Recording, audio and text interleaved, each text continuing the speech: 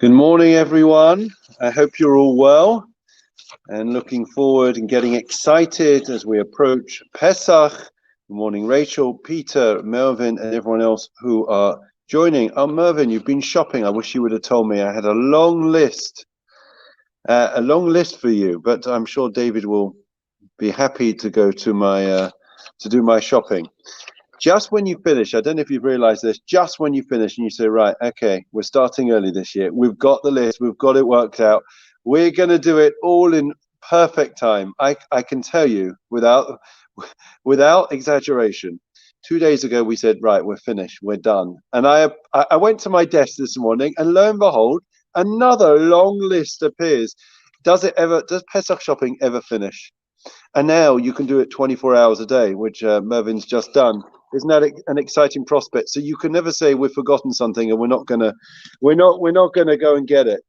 Anyways, let's dedicate today's learning, friends, to the memory of Leah Bas Faivel ben Yomen Akiva ben Shlomo Harab Yaakov Tzip ben David Aryeh, Tzipora Fegel Bas Reuben Baruch, and Paul Kazmir Shalom ben Elili ben Bas Faivel, from Rosh Hashanah Bas Yaakov Shmuel, Caleb Bela Bas Henoch, Yirmiyahu Chir ben Moshe Eliezer, Salmaka Bas Ben Yom Shlomo Chir ben Yeshua Levi, Avram Mordechai ben Moshe Katna, Aryeh ben Shimon, and the Yortzites for today, Aaron Chaim ben Meisha Jono, Rezo Radson, Avram Leib ben David Levinson, Fralo Bas Yisrael Reichenbach.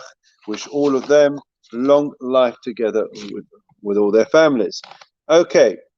So let's make a start on the Mishnah. We are heading towards the end of this chapter of Ethics of the Fathers, epic ideas, which we're learning together. I hope everyone is well. You can see we've got a lot of early birds in our community, or maybe it's just Pesach cleaning and Pesach shopping that's getting everyone excited and giving you the koyach, the energy to get up so early. And good morning to Harry. We're missing you at Shachris, Harry. Okay, let's go on and have a look at the next idea, okay? Where were we? That one we've done. Shmuel HaKatan we did. Yeah. Elisha ben Avuya we did. Rabbi Yossi ben Yehuda. Yeah, we've done that one as well. We're doing very well. Okay. Let's have a look at these Mishnayos. The last couple. Oh, sorry. The last three, okay? Sorry, last four. So Rabbi Meir Omer, a very famous teaching. Have you ever heard in English about the idea of don't judge a book by its cover? David, have you heard of that one? Don't judge a book by its cover. Do you know where it came from? Let me read you something and see if it's familiar, okay? Rabbi Meir Omer. Rabbi Meir says, Al tistalkel b'kankan ela ma sheyesh bo. Don't judge, don't look at a vessel, right? Don't look at a jug or a vessel. Ela ma sheyesh bo. Rather look at what's in it. Okay? Yesh kankan chadash. There's a new jug, vessel, mala yashon, that can be filled with something old, like old wine. Okay? Which is better. V'yashon shafilu chadash eina bo. And you can have an old vessel that doesn't even contain new wine. Okay? So something that looks expensive can actually be priceless. It can be can be inexpensive, and something that seems exceptionally expensive and priceless can actually be inexpensive. I'm trying to think of an appropriate analogy. I guess would be the if we remember the good old days of the Antiques Roadshow. Do you ever remember that? So the Antique Roadshow, they always used to have, on occasion whenever I watched it on a Sunday afternoon, used to have somebody who brought something along, and it looked the biggest load of rubbish. It was the type of thing that before Pesach, your wives would definitely throw out. Okay, and they said, well, it's been in the loft. It's been there for for my grandfather's time. And they take a look at it, and then they turn it over, and then they find a hallmark, and then they start to get interested. And within 20 minutes, this guy, which has been holding something which seems, from their loft, an absolute load of rubbish, and the type of thing you wouldn't even take it to a car boot sale, has has now become something worth £25,000 or £50,000, and you see the person's mouth drop open. Well, being that we do Pesach cleaning, we don't have anything of those type of items in our house. Good morning, Andy. But the converse is also true. You know, you can have something that you think is very, very valuable, and you know, I remember, I don't collect many things. Everything gets thrown out, as I said before, Pesach.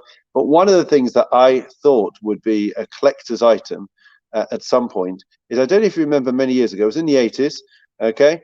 And they had the NatWest, or shall I say the National Westminster Bank, and they had for kids that you could get the piggy, you had a piggy bank, okay? So you had a piggy bank collection, and you had, I think it was 5 pigs, okay, that were like model money boxes, and I collected all of them, and I made sure they didn't get a scratch, didn't get a pen, nothing, pristine condition, still in their boxes. I think it's in my loft somewhere.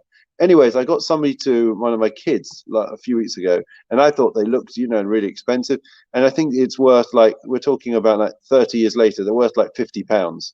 So you can have things that look expensive and actually are worthless, and you can have things that look inexpensive and yet they are priceless. So, and that applies not just to objects, of course, but really what we're talking about is people. Don't judge a book by its cover, okay? Don't look at the jug, but rather what's there. And you can have somebody who, I remember bumping into somebody in Kosher Kingdom, and my brother-in-law happened to bump into him as well. And this man looked a bit of a nebuch. He was rather disheveled. You know, he didn't, you know, bent over, hunched over. He looked, you know, he looked like a nobody. And my brother-in-law told me, if you knew what that man knows, right? He'd been through a lot in life, but he was an encyclopedia. He literally was like a computer head.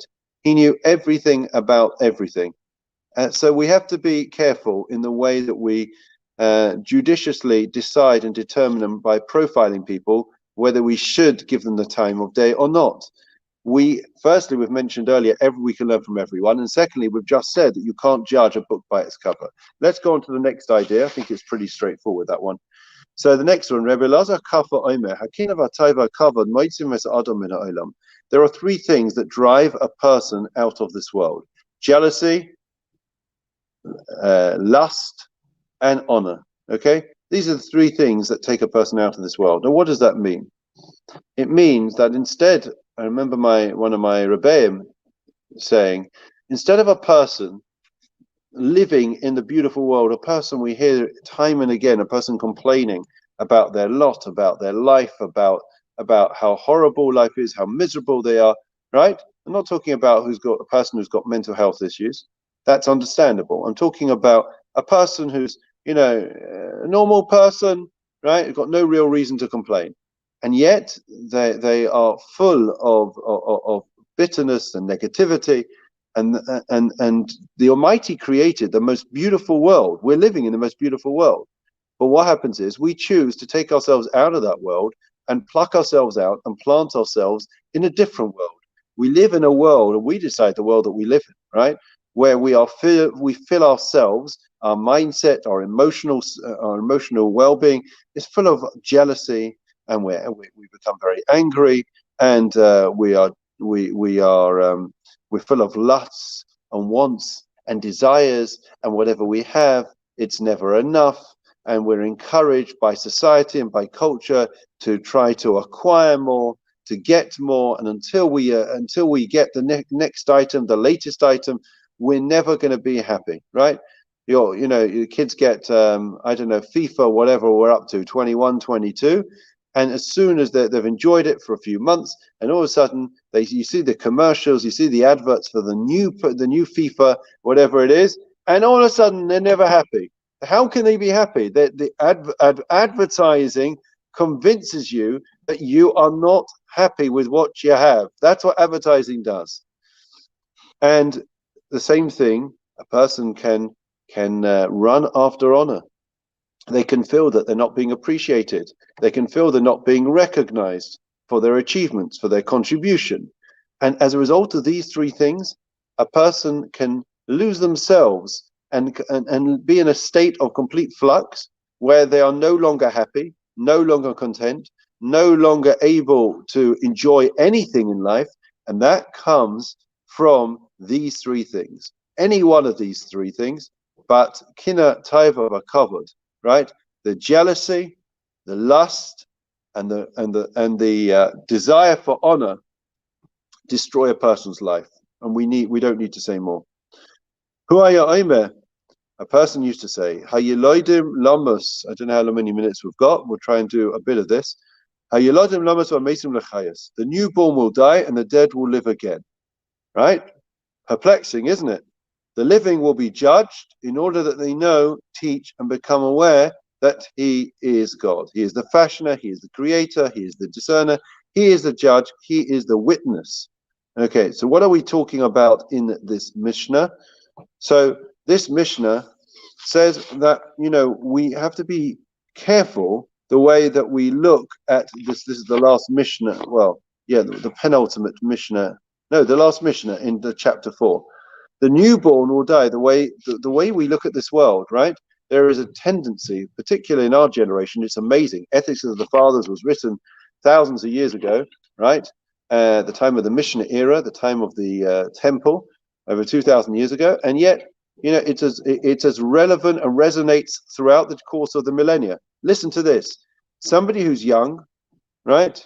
The newborn will die, the dead will live again. Okay, we believe that it's in our generation. If you're over 50, you're past it. Sorry to shatter your illusions, but the idea is that we believe that it's all about the younger generation.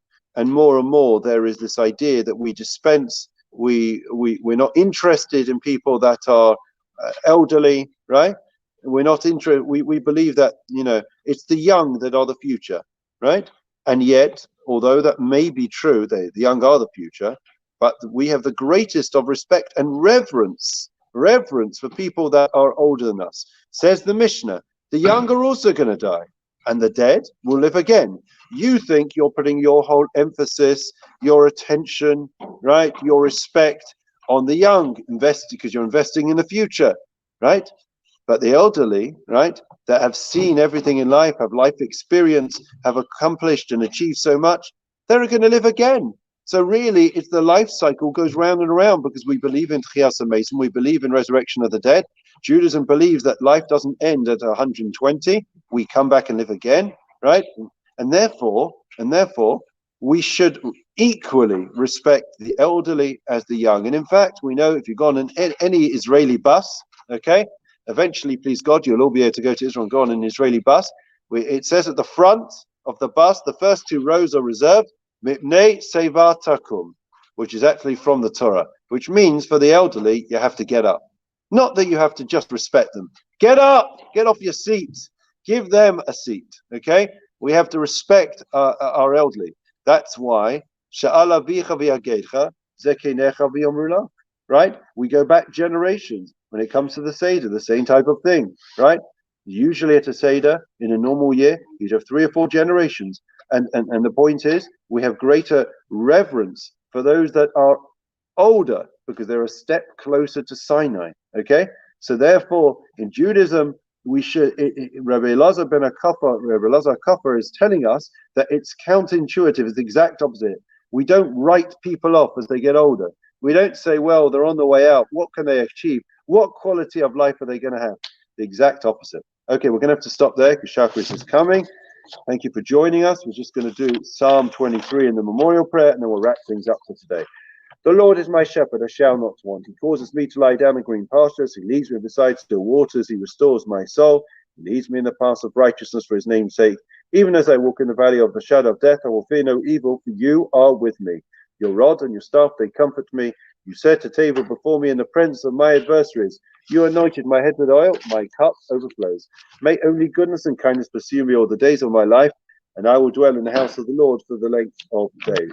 Memorial prayer. Don Lamim Lachim Zacharias Nishmas Lebas Bible Rabbi Yaakov Ben David Aryeh Ben Yamin Akiva Ben Shlomo Sipara Fegala Bus, Ruben Barak, Paul Casimir, Shalom Ben Eli, Ben Bus Bible from Shoshanamos, Yaakov Shmuel, Caleb Bela Bus Henoch, Yim Yachia Ben Moshe, Elias Marco Bus Ben Yom, Shlomichia Ben Shua Levi, Avram Modcha Ben Moshe Katna, Aryeh Ben Shimon, as well as the yacht sites for today, Aaron Chaim Ben Mesha, Jonah Rezo Radson, Avram Leib Ben David Levinson, Fralo Bas Yisrael Reichenbach, Ben Sion Ben Yitzchak, Shalachuli Elamam, Began Aiden Taimano Kasam, Lachim Malarachamim, Yasi Rain Vesakana Pavli Olamim, Vesos Hasimanain, Aflasam, Yanuku Bishlomish Kavam and Amar, Amen, long life wishes.